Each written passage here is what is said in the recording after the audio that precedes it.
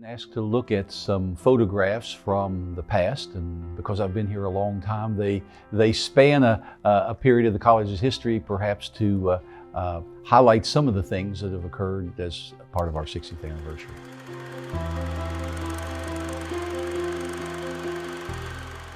My name is H.G. Young, and I'm professor of music.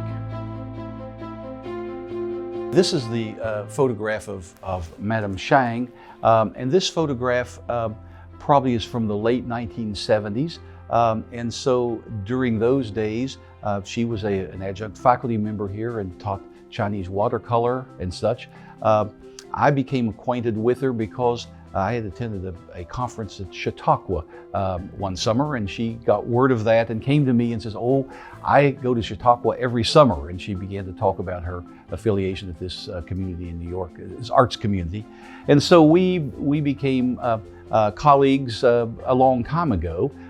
During that time period, I also bought a painting from her, which I brought to show you here today. And this is a painting of some bluebirds, and I certainly treasure that. And maybe just a little background about Madame Sheng. Madame Sheng is from China. She was invited by Frank Lloyd Wright to study in the United States, and so she studied 7 years at Taliesin with Frank Lloyd Wright, and that has influenced her artistic vision. And so in the early 2000s, she and Dr. Bitterbaum, who was our president, began talking about a vision that she had. And the vision was to create a center, a creative arts center here, a building actually. She called it a pavilion, which would contain certainly display places for art, for her art and others. There was to be a recital hall there, a place for meditation and such.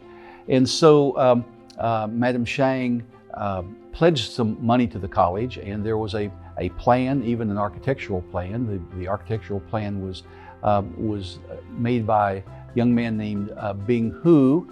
Bing Hu was a Chinese student that she had supported to come to the United States and study in the tradition of Frank Lloyd Wright. And he was an up-and-coming architect because he had been commissioned to do some work on facilities for the Olympics that was coming to China. So it was not just a nobody kind of person, but this was someone of great distinction. And so there was an architectural plan for all of these things.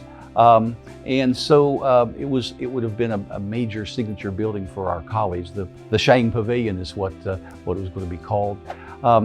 Dr. Bitterbaum left the college then, and the president that followed didn't continue the relationship with Madame Sheng, and so the building was never built. But it was a wonderful vision for a woman of great talent, and I do think that Dr. Bitterbaum was able to develop some programs with Madame Sheng at his new university as well. But Madame Sheng was a wonderful artist. She was a wonderful individual, and it was wonderful for me to have a friendship with her.